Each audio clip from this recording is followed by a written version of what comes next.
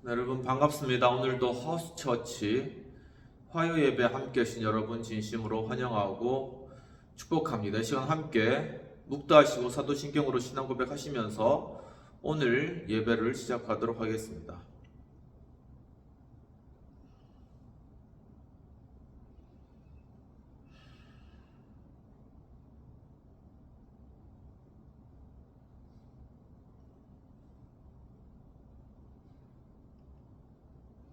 전능하사 천지를 만드신 하나님 아버지를 내가 믿사오며 그 외아들 우리 주 예수 그리스도를 믿사오니 이는 성령으로 잉태하사 동정녀 마리아에게 나으시고 본디오 빌라드에게 고난을 받으사 십자가에 못 박혀 죽으시고 장사한 지 사흘 만에 죽은 자 가운데서 다시 살아나시며 하늘에 오르사 전능하신 하나님 우편에 앉아 계시다가 저희로서 산 자와 죽은 자를 심판으로 오시리라.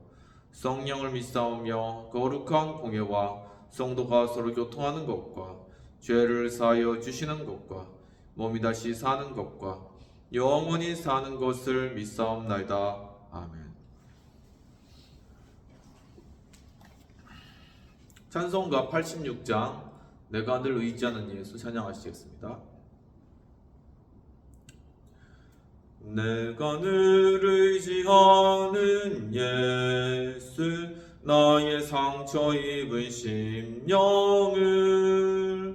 불쌍하게 여기사 위로하여 주시니 미쁘신 나의 좋은 친구 내가 의지하는 예수 나의 사모하는 친구 나의 기도 들으사 응답하여 주시니 미쁘신 나의 좋은 친구 주의 손 의지하고 살 때 나를 해할 자가 없도다.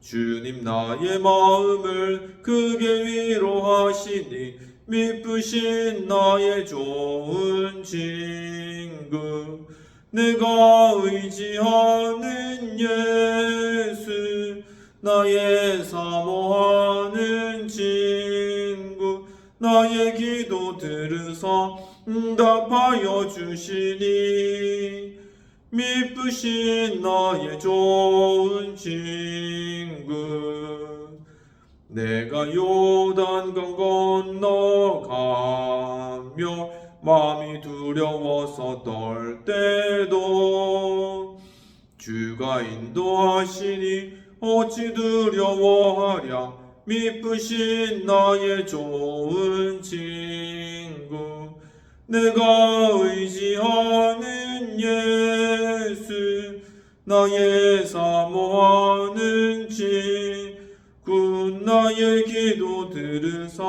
응답하여 주시니 미쁘신 나의 좋은 친구 이후 천국에 올라가서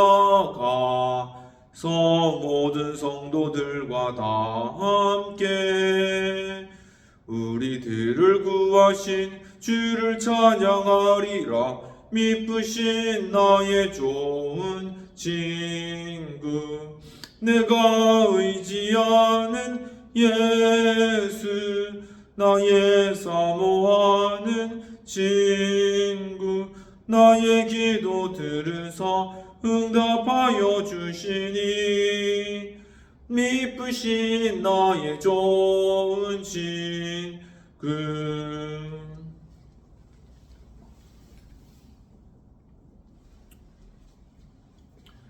이 시간 공동체를 위한 회개의 기도와 성찬을 위한 기도와 헌금을 위한 기도를 드리도록 하겠습니다.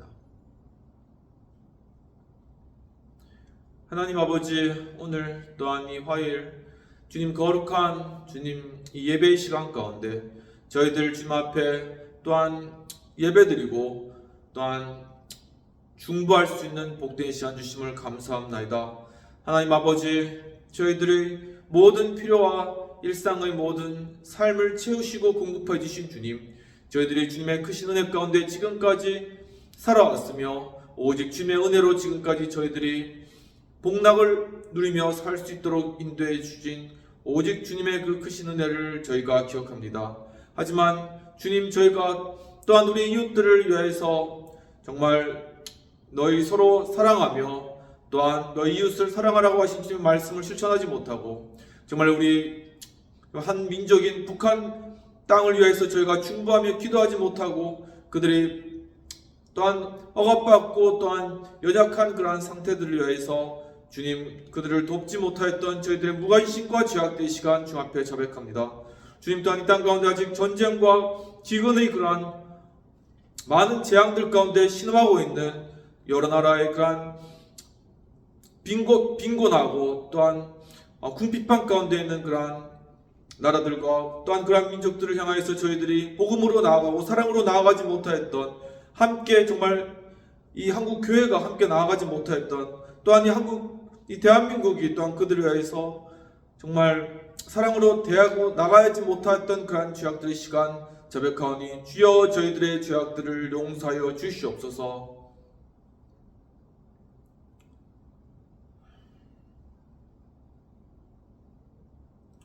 이 시간 예수 그리스도께서 저희 죄악을 용서하십니다. 하나님 아버지, 또한 이 시간 주님 예배 가운데 주님의 거룩한 성찬 가운데 저희들 참여할 수 있도록 이끌으시느를 감사합니다. 하나님, 정말 저희들이 이 시간 주님의 거룩한 성찬 가운데 이 빵을 또한 떼며 또한 잔을 먹을 때, 마실 때 예수 그리스도의 십자가에서 우리를 위해서 찢으신 그 살과 또 흘리신 그 보혈의 피를 생각하게 하여 주시옵소서. 이 떡을 먹고 잔을 마심으로 말미암아 그리스도의 십자가의 고난에 동참하며 또한 예수 그리스도의 부활의 생명 가운데 함께하는 복된 시간 될 수 있도록 도와주옵소서. 주님, 또한 이 시간을 위해서 헌금으로 바친 손길 위에 주님께서 크게 축복하시고 30배, 60배, 100배의 놀라운 결실과 은혜로 주님 크게 은혜를 베풀어 주시고 또한 이 물질이 쓰이는 곳곳에 하며 놀라우신 영광과 은혜가 가득 나타날 수 있도록 축복하시고 아버지 함께해 주시옵소서. 감사하고 모든 말씀 우리 주 예수님 이름으로 기도하옵나이다. 아멘.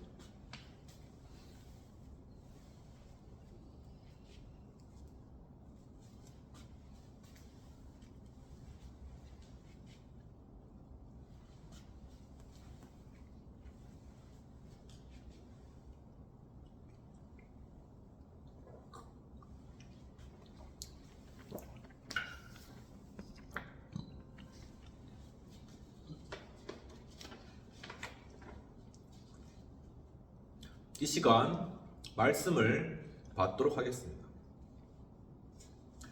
오늘 말씀은 로마서 12장 1에서 2절까지가 되겠습니다.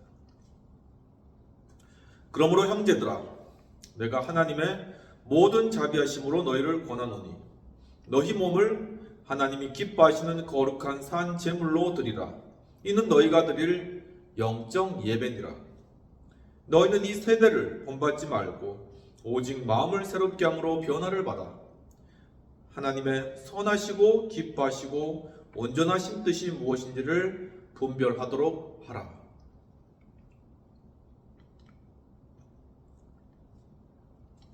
오직 예수님, 예수 그리스도의 은혜와 평강이 있을지어다. 성삼위일체 하나님께 감사와 경배와 영광을 돌려드립니다. 오늘도 예수님을 전합니다. 오늘 본문의 말씀은 로마서 12장 1절에서 2절까지 말씀이 되겠습니다. 오늘 말씀의 제목은 로마 교회를 향한 세 가지 권면, 즉 로마 교회를 향한 바울의 권면의 말씀이 되겠습니다. 오늘 본문의 배경을 살펴보면 로마서 11장에서 바울은 로마 교회 성도들에게 하나님께서 자기 백성을 버리셨느냐라고 질문하면서 결코 그럴 수 없다라고 대답하고 있는 것입니다. 또한 바울 자신에 관하여서 나는 또한 베냐민 지파이다 라고 이야기하면서 자신 역시 유대인의 가문에서 난 존재이다라고 설명하고 있는 것이죠. 그러면서 바울은 엘리야의 그러한 구약의 예를 로마 교회 성도들에게 들고 있는 것입니다. 엘리야가 그 당시에 아합과 이세벨의 그러한 관계로 인하여서 선지자들을 다 죽이는 그러한 극악한 일들이 벌어졌을 때 하나님께 엘리야가 그들이 주의 선지자들을 다 죽였나이다 라고 그렇게 호소하듯이 하나님께 이야기한 것입니다. 그때 하나님께서 엘리야에게 내가 바알에게 그 당시에 우상이었던 그 바알에게 무릎을 꿇지 아니한 7,000명을 남겨놓았다라고 그렇게 대답을 하신 것이죠. 이와 같이 지금도 은혜로 택하심을 따라서 남은 자들이 있다. 즉 유대인 중에 이와 같이 하나님을 섬기며 또한 예수 그리스도의 신앙을 가진 남은 자들이 있다라고 설명을 하는 것입니다. 또한 이방인들이 돌 감람나무와 같지만 그들이 원래 감람나무 그 줄기에 접붙임을 받아서 구원함을 얻었기 때문에 바로 그 이방인들이 이런 것들을 항상 생각하면서 높은 마음을 품지 말라고 이야기를 하면서 또한 주님께서는 원 감람나무 역시 접붙일 수 있으신 그리고 더 쉽게 접붙일 수 있는 그러한 분이시다 라고 설명하는 것입니다. 여기서 원 감람나무는 곧 유대인들을 이야기하는 것이죠. 그러면서 이제 바울은 이 구원의 비밀을 로마 교회 성도들에게 설명하는데, 즉 이방인들이 주님 앞에 돌아오기까지 이스라엘이 더러는 우둔하게 되었다라는 것입니다. 즉 그들이 우둔하고 불순종함으로 말미암아 이방인이 긍휼을 입어 주님께 돌아온 것이지. 또한 바로 이방인의 긍휼을 입어 주님 앞에 돌아오는 그 이후에는 이제 그들 곧 이스라엘이 긍휼을 입고 주님 앞에 돌아오게 될 것이다 라는 것을 예언적으로 선포하고 있는 것입니다. 그러면서 바울은 깊도다 하나님의 지혜와 지식이 풍성함이여 라고 이 이방인과 또한 유대인을 구원하시는 하나님의 그 섭리의 위대함과 또한 그 깊으신 오묘함을 찬양하고 있는 것이죠. 그러면서 로마서 12장에 들어와서는 형제들아, 즉 로마 교회에 있는 성도들아, 하나님의 자비하심으로 너희를 권한다 라고 이야기를 하면서 너희 몸을 하나님이 기뻐하시는 산 제물로 드려라, 바로 이것이 영적인 예배다 라고 설명하고 있는 것입니다. 또한 바울은 로마 교회 성도들에게 너희가 이 세대를 본받지 말고 오직 마음을 새롭게 함으로 변화를 받아 하나님의 선하시고 또한 기뻐하시고 온전하신 뜻이 무엇인지를 분별하도록 하라 라고 지침을 내리고 있는 것입니다. 이와 같은 바울의 로마 교회를 향한 그러한 배경들과 말씀의 내용들을 가지고 오늘 로마 교회를 향한 바울의 세 가지 권면에 관하여서 살펴보도록 하겠습니다. 로마 교회를 향한 바울의 세 가지 권면 중 첫 번째는 몸을 거룩한 산 제사로 드려라 라는 것입니다. 12장 1절에서는 그러므로 형제들아 내가 하나님의 모든 자비하심으로 너희를 권하노니 너희 몸을 하나님이 기뻐하시는 거룩한 산 제물로 드리라, 이는 너희가 드릴 영적 예배니라 라고 이야기를 하고 있는 것이죠. 즉 우리의 몸을 거룩한 산 제사로 하나님 앞에 드린다는 것은 내가 내 몸에 대한 소유권을 주장하는 것이 아니라 내 소유권을 내려놓고 하나님 앞에 내 몸을 드려서 주님께서 이 몸을 사용하시기에 합당하도록 내어드리는 행위, 즉 우리 몸의 주도권을 하나님께 드려야 된다라는 것을 이야기하는 것입니다. 1절에서 제물이라는 것은 원어 티시안, 헬라어 티시안으로서 하나의 어떤 희생, 그리고 하나의 제사, 그리고 또한 기도라는 그런 의미를 가지고 있습니다. 즉 자신의 몸을 이제는 하나님 앞에 희생하여 드려라는 것이죠.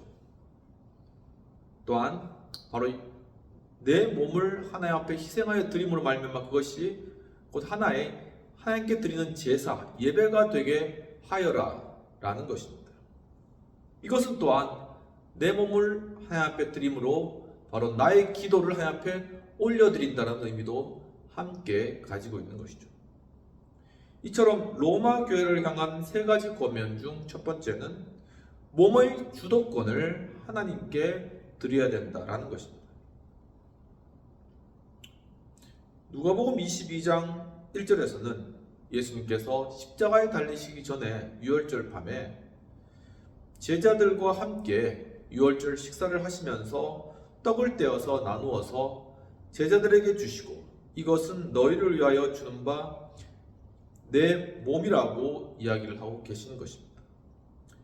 이처럼 예수 그리스도께서는 바로 자신의 몸을 희생 제물로 우리를 위하여 내어 주심으로 말미암아 결국 하나님께 드려지는 그러한 산 제사가 되신 것이죠.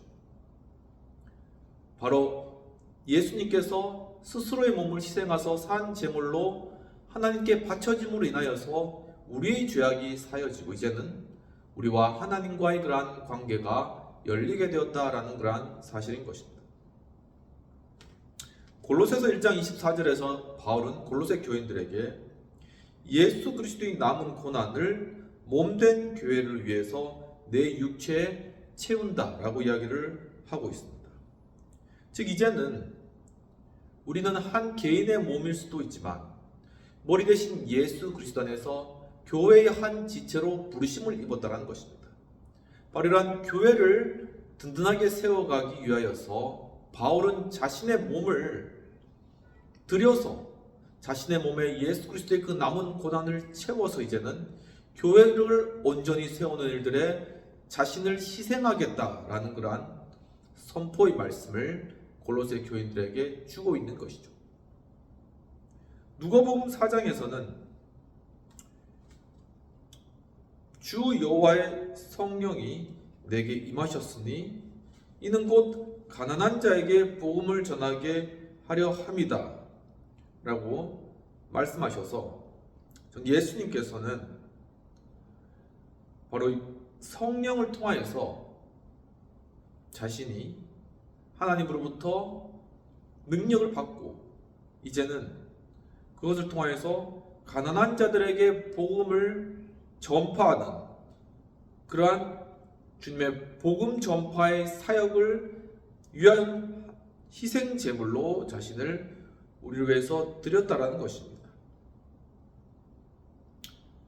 이처럼 주님께서는 우리를 거룩하게 준비시키시고 그 다음에는 주님의 나라를 위해서 우리를 거룩하게 사용하신다는 사실인 것이죠. 바로 이것을 위해서는 먼저 우리는 우리의 몸을 거룩하게 하나님 앞에 드리고 희생제물로 우리 몸의 주도권을 주 앞에 넘겨드리는 것이 우선시되어야 된다라는 것을 이야기하는 것입니다. 이처럼 로마 교회를 향한 세 가지 권면 중에 첫 번째는 몸의 주도권을 하나님께 드려야 된다라는 것을 말씀하고 있는 것이죠.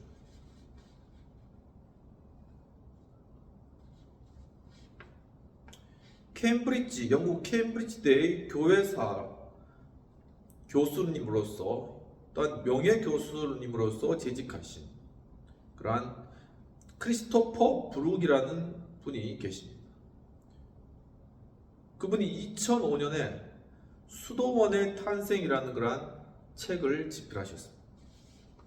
이러한 책에 관한 내용들이 더 미션의 오피니언 안에 정현욱이라는 분이 정리를 한 내용들이 있어서 소개를 해드리고자 합니다. 바로 이 수도원이 어떻게 탄생하였는가와 관련돼서 첫 번째로는 수도원의 생활과 전통에 관한 내용들을 다루고 있습니다. 즉 세속을 떠나서 거룩한 삶을 살아가는 그러한 의도로서 초기 수도원이 세워졌다는 것이죠. 이 초기 수도원은 4세기 초에 아타나시우스 그리고 안토니우스, 파코미우스와 같은 그러한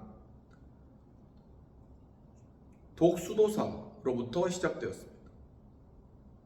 이 독수도사라는 것은 혼자 바로 수도 사막이나 아니면은 동굴과 같은 곳에서 자신의 몸을 쳐서 복종하면서 기도와 또한 묵상과 말씀에 전념한 그러한 수도사를 이야기하는 것이죠. 특히나 이게 아타나시우스는 아리우스의 예수 그리스도의 성육신을 부인하는 그러한 이단적 가르침을 배척하고 삼위일체를 주장하였던 중요한 교부 중에 한 명이라고 보시면 되실 것 같습니다.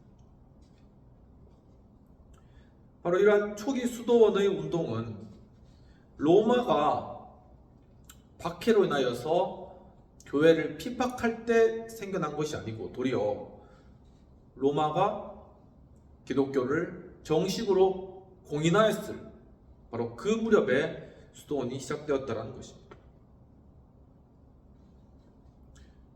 왜 그러면 로마의 박해가 끝나고 교회가 흥왕할 때 이러한 수도원이 생겼냐 하는 것은 이제 더 이상 그리스도인들은 박해받을 필요도 없고 또한 숨어 지낼 필요도 없고 당당하게 나와서 자유롭게 예배하고 또한 신앙생활을 할 수 있는 그러한 상황이 되었지만 반면에 이제 그들은 더 이상 말씀과 그리스도의 복음을 인하여서 핍박을 받지 않는 그러한 상태가 되었다는 것입니다.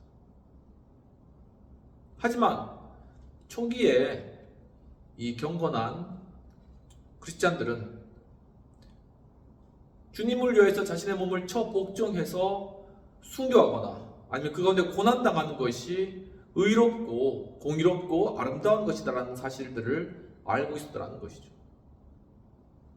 그렇기 때문에 이분들은 이 번영하였던 로마 도시를 떠나 사막과 같은 동굴과 같은 곳에 가서 스스로의 몸을 쳐서 복종하면서 그 가운데 말씀에 전념하고 영적인 전쟁을 벌인 바로 이러한 수도사의 삶을 시작하였다는 것입니다.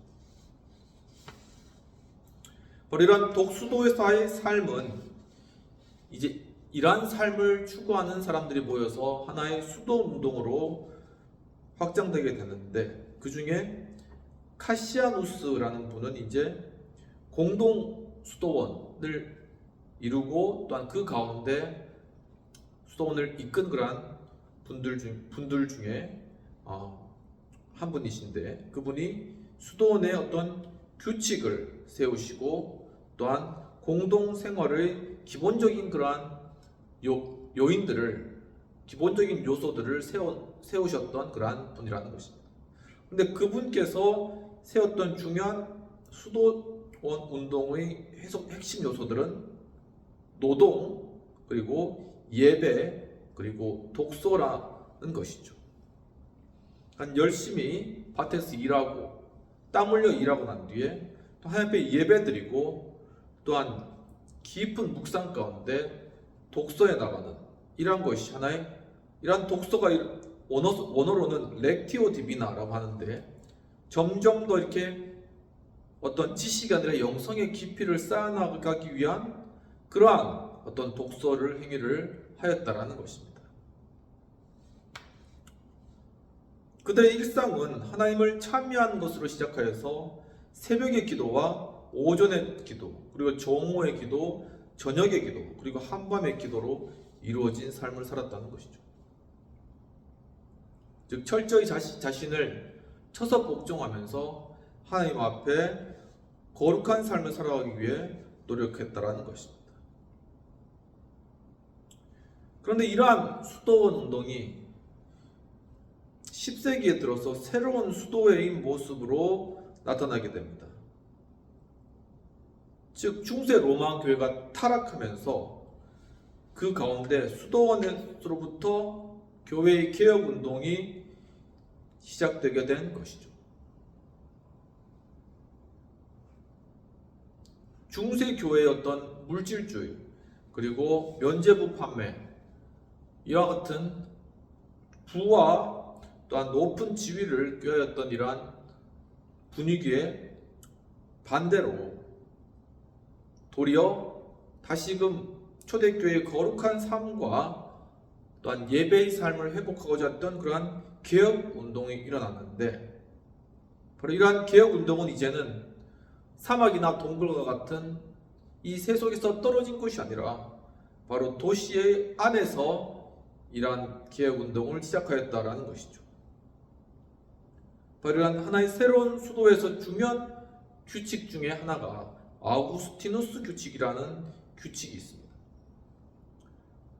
그런데 이 규칙에 따르면은 사도적 삶을 살아가는 것이 중요하다라고 이야기를 하면서 청빈하고 검소하고 또한 선행을 행하는 그러한 삶을 추구해 왔던 것이죠.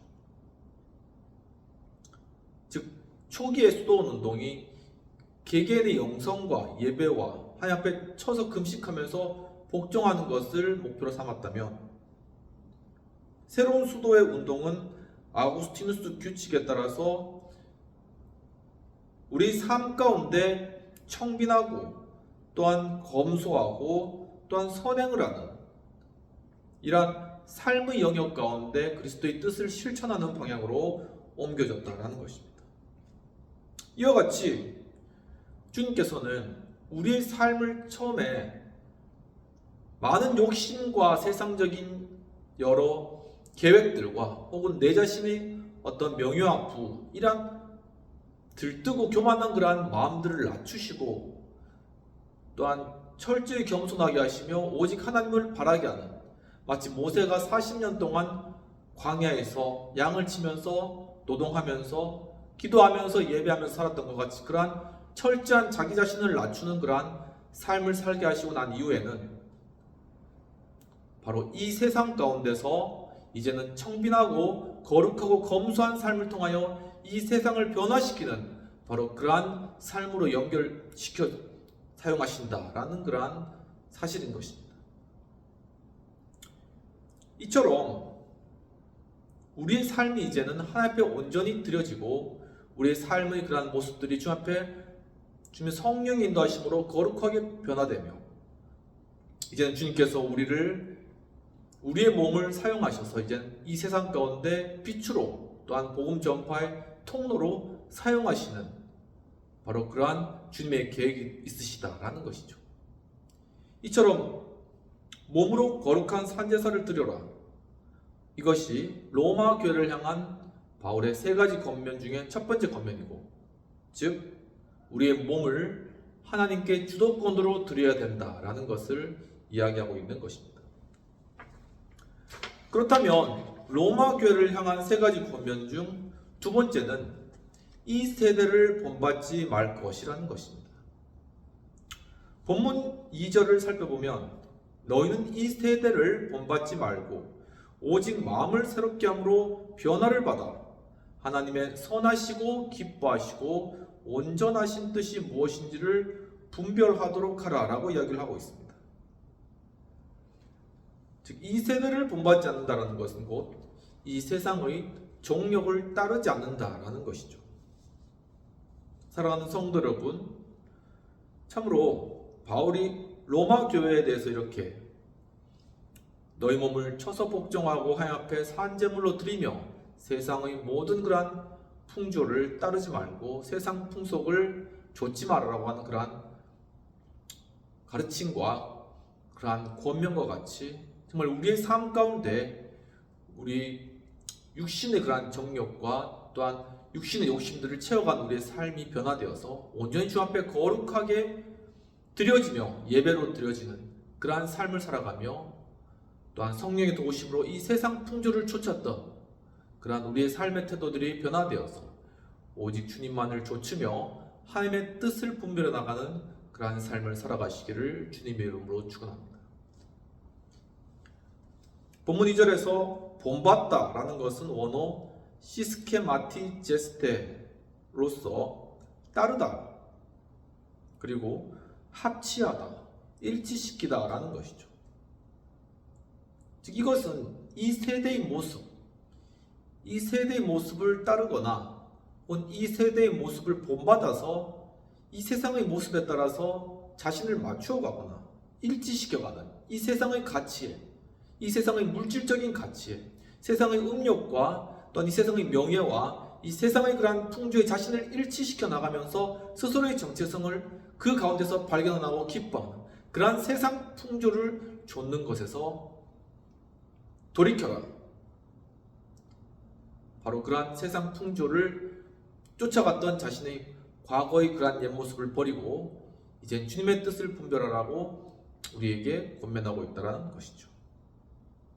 이처럼 로마 교회를 향한 세 가지 권면 중 두 번째는 세상 정욕을 따르지 않아야 한다라는 것입니다.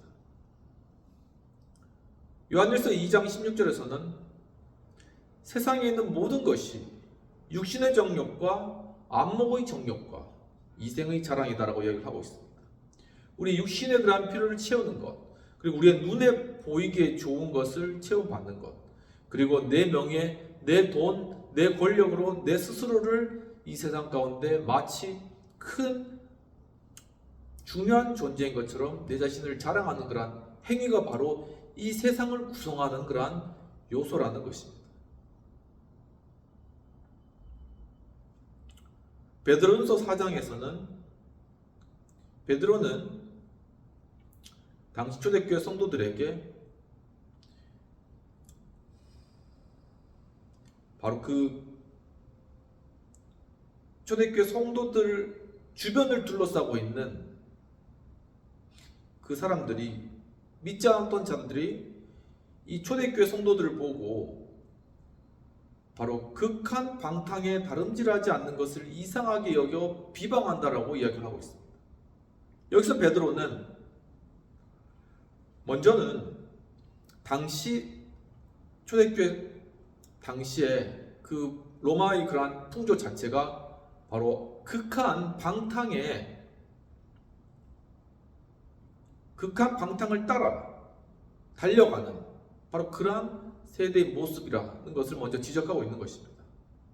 하지만 그리스도인들이 바로 이러한 극한 방탕에 다름질하지 않는 것을 사람들이 이상하게 여기는 바로 그러한 현상이 당시에 발생하였고, 이것으로 인하여서 도리어 그리스도인들이 비방을 받게 되는 바로 이러한 상황들을 설명하고 있다는 것이죠. 또한 디모데전서 6장 10절에서는 돈을 사랑함이 일만악의 뿌리가 된다라고 이야기를 하고 있습니다. 이처럼 바로 우리가 사는 이 세대가 돈을 중요시하고 또한 세상의 자신의 욕심과 육신적인 그러한 영달과 또한 육신적인 그러한 정욕을 채우기 위해서 달려가는, 바로 나 중심적으로 달려가는 그러한 세대의 그러한 모습들, 어떻게든 자신의 재물을 잘 굴려서 남부럽지 않게 아주 많은 그러한 재물을 쌓고 그것을 통하여 사람들에게 자랑하면서 안정감을 취하려고 하는 바로 이러한 것이 이 세대는 당연한 듯이 보이지만은 사실 그것은 일만하게 뿌리이다 라고 그 세대의 풍조를 지적하고 있는 것이고, 바로 이러한 풍조들이 지금도 우리 세대 가운데 나타나고 있다는 그런 현실인 것입니다. 이처럼 로마 교회를 향한 세 가지 권면 중 바울의 두 번째 권면은 세상 정욕을 따르지 않아야 된다라는 것이죠.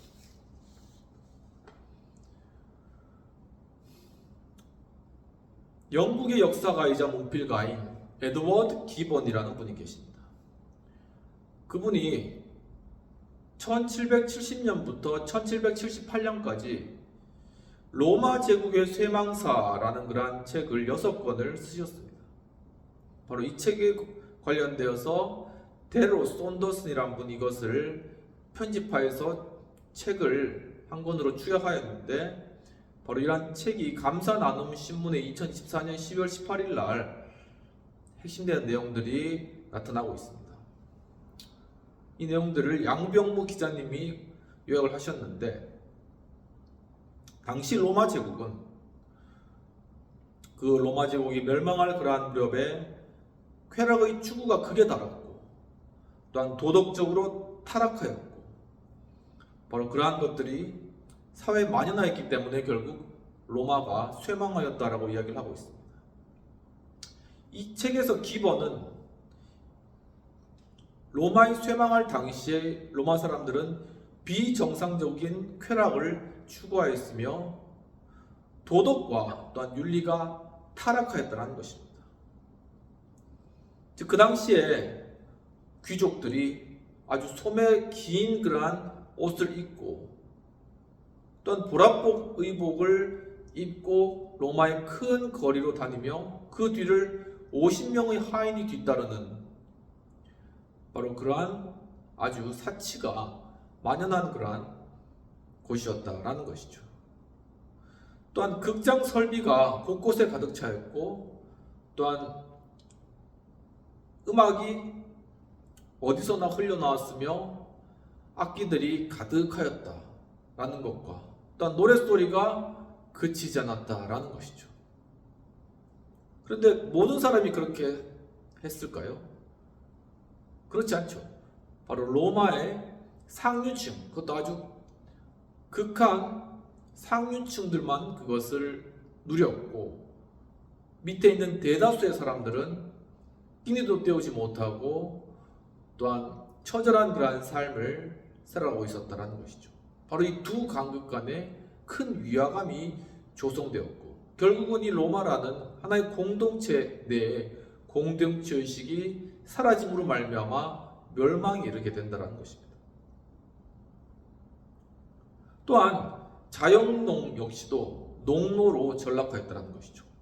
즉, 스스로 농토를 일구었던 사람들도 이제 농토를 노비로서 그것을 정작하고 거기에 일부를 띄어서 토지 주인에게 주는 이러한 농노로 전락하였다는 것입니다.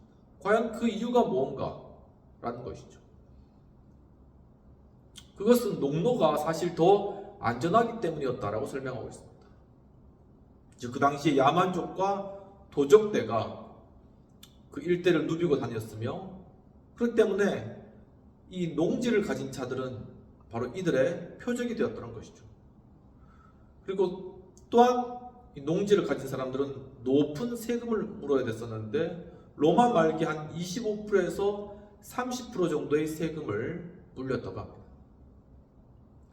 반면에 농노는 안전했고, 또한 이 농노를 소유한 자들은 자신의 농노를 잃지 않기 위해서 애썼기 때문에 그 농노가 병역을 기피할 수 있었기 때문에 자신의 생명을 지킬 수 있었죠. 또한 주인이 주는 그러한 식량을 제때에 먹을 수도 있었다라는 것입니다. 결국 그 사회는 대토지 소유자로서 몇몇의 사람이 대부분의 토지를 소유하며 살아갔던 그러한 시대였는데, 바로 이 가운데 결국은 공동체의식이 소멸되면서 멸망하게 된 그러한 로마 제국의 쇠망사를 다루고 있다는 것이죠. 이처럼 이 세상의 정욕과 자신의 욕심을 따르는 그러한 개개인, 그리고 그러한 개개인이 많아지는 그러한 사회적 분위기는 결국은 사람들 간의 분리와 또한 위화감을 조성하게 되고, 사람들 간의 공동체 의식을 상실시킴으로 말미암아 결국은 그 사회가 붕괴되도록 만드는 그러한 주요한 원인이 된다는 것이죠. 바로 이와 같은 현상이 또한 우리 현대 사회 가운데서도 일어나는 그러한 현상이고, 또한 특히나 이 교회 공동체 내에서도 일어나고 있다는 것은 안타까운 일이 아닐 수 없다는 것입니다. 결국 이 교회 공동체가 다시금 연합하기 위해서는 바로 이 세상의 그러한 물질과 또한 세상의 명예와 또한 권력을 추구하던 그러한 모습들을 회개하고 내려놓고 이제는 다시금 자신을 이 한국 교회가 스스로 겸비해져서 정말 자신을 하나님께 드리고 정말 주님 앞에 철저히 회개하는 그러한 모습이 있어야만이 다시금 이 한국 교회 공동체가 다시금 회복될 수 있다라는 것입니다. 로마 교회를 향한 세 가지 이유 중 세 가지 권면 중 두 번째는 세상 정욕을 따르지 않아야 된다라는 것이죠. 로마 교회를 향한 세 가지 권면 중 첫 번째는 몸을 거룩한 산제사로 드려라, 즉 몸의 주도권을 하나님께 드려라 라는 것이고, 두 번째는 이 세대를 본받지 말아라, 즉 세상 정욕을 따르지 않아야 된다라는 것을 이야기하고 있는 것입니다. 그렇다면 로마 교회를 향한 세 가지 권면 중 세 번째는 하나님의 온전하신 뜻을 분별해야 된다라는 것이죠. 본문 2절에서는 너희는 이 세대를 본받지 말고 오직 마음을 새롭게 함으로 변화를 받아 하나님의 선하시고 기뻐하시고 온전하신 뜻이 무엇인지를 분별하도록 하라라고 이야기를 하고 있습니다. 즉 분별한다라는 것, 하나님의 뜻을 분별한다라는 것은 즉 하나님의 말씀을 우리의 삶을 통해서 입증해 나가야 된다. 사람들 앞에서, 우리가 사람들 앞에서 살아갈 때 하나님께서 살아계시고 하나님께서 지금도 역사하시고 우리 가운데 함께 계신다는 그러한 사실들을 입증해 나가야 된다라는 것이죠. 좀 더 이것은 적극적인 의미가 있다는 것입니다. 본문에서 분별하다라는 것은 원어 도키마 제인으로서 입증하다, 시험하다, 알다라는 것입니다.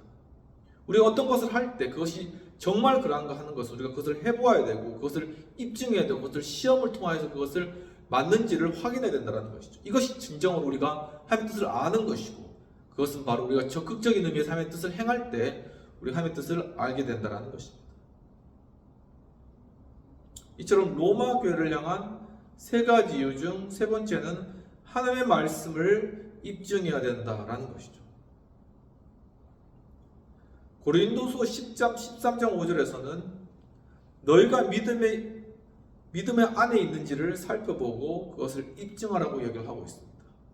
그러니까 우리가 정말 그리스도를 믿고 있나 하는 것을 우리 스스로가 확증하고 그것을 확신하기 위해서는 우리가 믿음의 행동들을 취하고 믿음의 결정들을 하면서 우리가 믿음으로 나아갈 때 우리가 믿음이 있는지 없는지를 우리가 스스로가 깨달을 수 있다는 사실인 것이죠. 또한 요한복음 7장 17절에서는 예수님께서는 사람이 하나님의 뜻을 행하려 하면은 이 교훈이 하나님께로부터 왔는지 내가 스스로 말함인지 알리라 라고 얘기를 하고 있습니다.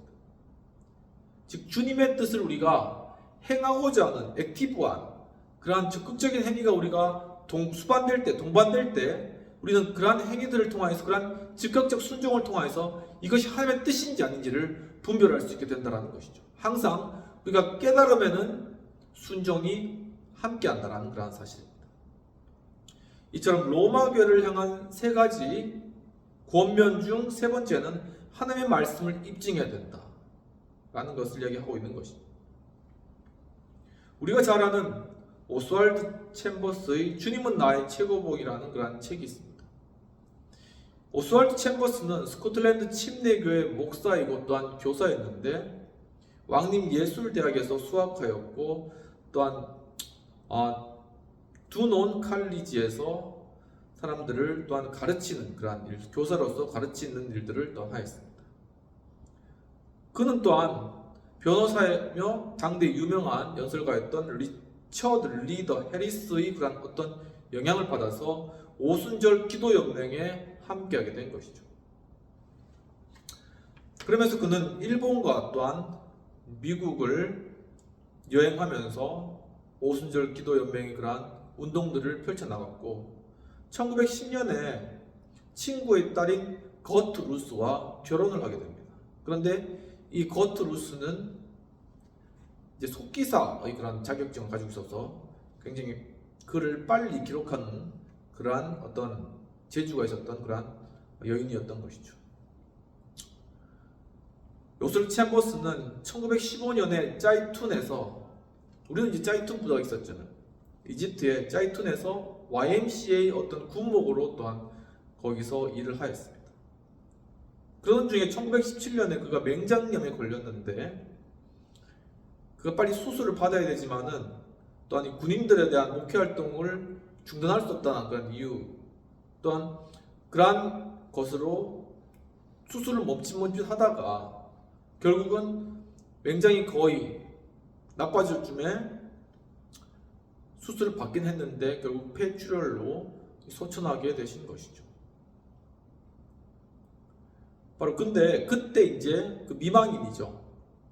그 아내가 이 오스왈드 챔버스가 성경대학에서 가르쳤던 것이나 아니면 카이툰에서 설교했던 이런 것들을 이 아내가 속기사였기 때문에 속기록으로 굉장히 많이 그 자료를 남겨놓았다는 것입니다. 그래서 이제 오스왈드 챔버스의 그런 말씀과 가르침을 30권의 책으로 출판하게 되었는데 그 중에 가장 인기 있는 책이 바로 주님은 나의 최고봉이라는 그런 책인 것이죠. 이 책에 7월 17일자의 그런 내용이 있습니다. 이 책이 이 365일간 하루에 한 챕터씩 이렇게 공부할 수 있도록 되어 있는데 그 중에 7월 17일 날 진리를 아는 방법이라는 그런 제목으로 이제 글을 쓴 그런 내용들이 있는데요. 거기 보면은 이 영적인 이해를 가지고 오는 것은 오직 순종에 의해서이다 라고 이렇게 오스왈드 챔버스가 얘기를 하면서 하나님의 말씀을 우리가 받게 되면 즉시 시험대에 오르게 되는데 그때 우리는 순종하거나 혹은 불순종의 결정을 해야 된다는 것입니다. 그리고 예수님의 가르침은 바로 굉장히 세심하기 때문에 바로 예수님께서 이 말씀을 깨닫게 하실 때는 바로 그 예수님의 말씀에 순종해야 되며 그것을 회피하여서는 그 순종을 회피해서는 안 된다라고 이야기하면서 결코 예수님께서 우리에게 말씀 주셨을 때 그것을 변명해서는 안 되고 그것에 대해서 즉각적인 순종을 해야 된다는 것입니다. 그리고 우리가 이러한 것들을 순종해 나갈 때 하나님의 참 말씀의 뜻을 분별하게 된다라는 것을 이야기하는 것이죠. 그러면 오늘 말씀을 정리하도록 하겠습니다. 로마 교회를 향한 세 가지 권면. 첫 번째는 몸을 거룩한 산 제물로 드려라. 즉 몸의 주도권을 하나님께 드려라 라는 것입니다. 두 번째는 이 세대를 본받지 마라. 즉 이 세상의 종력을 따르지 마라 라는 것이죠. 세 번째는 하나님의 뜻을 분별하라. 즉 하나님의 말씀을 순종하고 그것이 맞는지 안 맞는지를 사람 앞에서 입증하라. 하나님의 말씀이 진리라는 것을 입증하라는 그러한 권면의 말씀을 우리에게 주고 있는 것입니다. 바로 이러한 오늘 말씀의 내용들을 가지고 로마 교회에 대한 바울의 권면과 같이 우리 몸을 주도권을 하나님 앞에 맡기고 또한 이 세상 정욕을 버리며 하나님의 뜻을 깨달아 알기 위해서 이 땅 가운데 순종하며 그것을 사람들 앞에 입증하는 그러한 삶을 살게 해주시도록 함께 기도하도록 하겠습니다.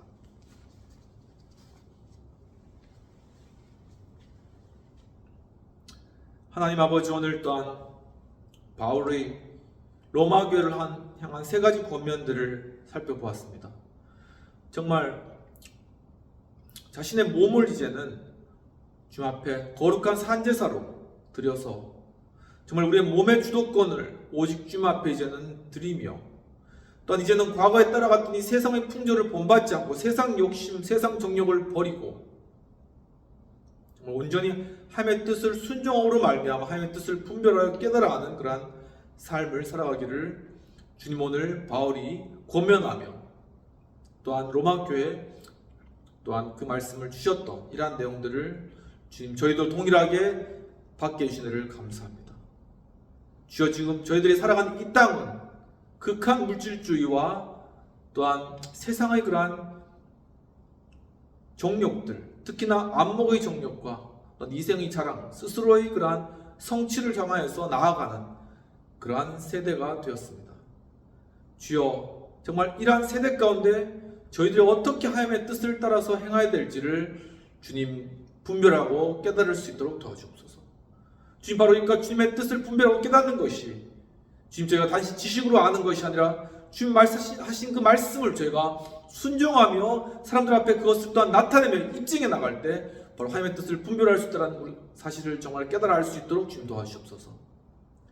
주여 바로 이러한 일들을 저희들이 정말 이 세상의 정욕과 세상의 그러한 이생의 자랑을 따라서 하는 것이 아니라 정말 오직 주님의 뜻을 따라서 행하게 하여 주시옵시며 정말 이러한 모든 그러한 우리 그리스도의 삶을 통하여서 하나님 앞에 온전하게 거룩한 산제사로 우리 자신을 드리는 그런 귀하고 복된 삶을 우리 성도님 한 분 한 분 살아갈 수 있도록 주님 도와주시옵소서.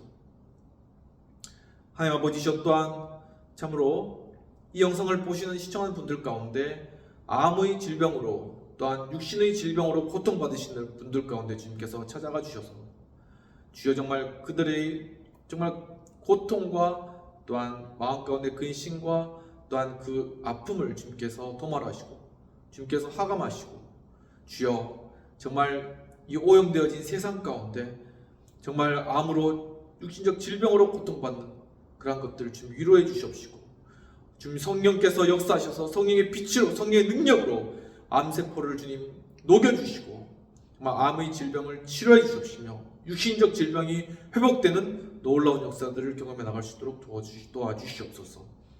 하나님 아버지 또한 또 이 땅 가운데 너무나 혼란스럽고 세상의 정욕과 그런 여러 탐욕과 또한 물질주의에 인해서 마음 가운데 황폐하고 또한 여러 이러한 상황들 가운데 비교 감정과 또한 그것을 따라가지 못한 것에 대한 낭망, 낙심으로 심적으로 지쳐있거나 우울하거나 또한 포기한 그러한 심령들, 그러한 젊은이들 그러한 마음을 좀 위로해 주셔서 주여 정말 이 세상의 그러한 가치와 기준을 버리고 이젠 참 하늘나라의 가치를 또한 마음 가운데 새김으로 말미암아 이젠 참으로 주님 주신 그러한 새로운 동기와 의욕으로 일어나게 하시옵시며 모든 그러한 이 세상의 악한 영에 의한 그러한 우울증들이 예수 이름으로 다 떠나가며 주여 참 오직 하나님이 주시는 그러한 참된 그러한 기쁨과 즐거움과 평안이 임할 수 있도록 주여 도와주시옵소서. 주여 이 모든 또한 이 세상의 물질과 욕심으로 인하여서 또한 단절되었던 그러한 여러 가족들과의 관계라든가 또한 여러 회사에서의 그러한 어려움들 또한 모로 학업의 어려움과 진학의 어려움과 또한 여러 사업의 어려움들 주님께서 찾아오셔서 지금 그러한 것들 좀 위로해 주시옵시고 이젠 참 이 세상의 가치가 아니라 하나님 나라의 가치로 정말 이러한 모든 어려움들을 극복해 나가고 주님 여러 경제적인 그러한 부분들도 정말 이 세상의 물질이 아니라 오직 주님 하늘나라의 가치로 채우시며 정말 주님께서 주시는 그러한 풍성함을 누려가고 그 참된 주님의 공급하심과 사랑으로 우리 가족 간의 관계나 직장 간의 그러한 여러 관계적인 문제나 또한 진학의 문제, 학업의 문제들 또한 여러 개인 사업적인 그러한 모든 문제들도 주님께서 해결하시고 형통케 하시고 주님 지키시고 인도하시는 주님의 손길들을 경험으로 말미암아 아버지께 영광을 돌리는 귀하고 복된 삶 살아나갈 수 있도록 주여 도와주시옵소서. 이 시간 예수 그리스도의 크신 은혜와 하나님 아버지의 놀라우신 사랑과 성령님의 감화감동 역사하심이 오늘 또한 참으로 바울의 로마교회를 향한 고명과 같이 자신의 몸의 주도권을 주 앞에 드리고 이 세상 종욕을 떠나며 또한 참으로 주님과 동행해 나가고 하나님의 뜻을 분별해 나가고 그 뜻을 이 땅 가운데 입증하기를 원하는 우리 행복한 교회 하우스처치 또 우리 여의도 신회 또한 이 영상을 시청하는 모든 성도님 회원님들 그분들 한 분 한 분의 삶과 모든 그러한 생애 가운데 지금부터 영원까지 함께할지어다. 아멘. 오늘도 예배 가운데 함께 계신 여러분 감사합니다. 또 12월이 되었는데요. 한 해 동안 주님께 주신 그러한 여러 은혜와 또한 축복들을 기억하고 감사하며 한 해를 또한 잘 마무리하고 또 이 주님을 기다린 대림절 이 땅 가운데 또 메시아로 오신 아기 예수 그리스도를 기다리는 참 그 가운데 우리 마음 가운데 참 기쁨으로 기다리는 복된 시간들 잘 보내시고 주님 은혜 가운데 한 주간 평안하시기를 축원합니다. 감사합니다.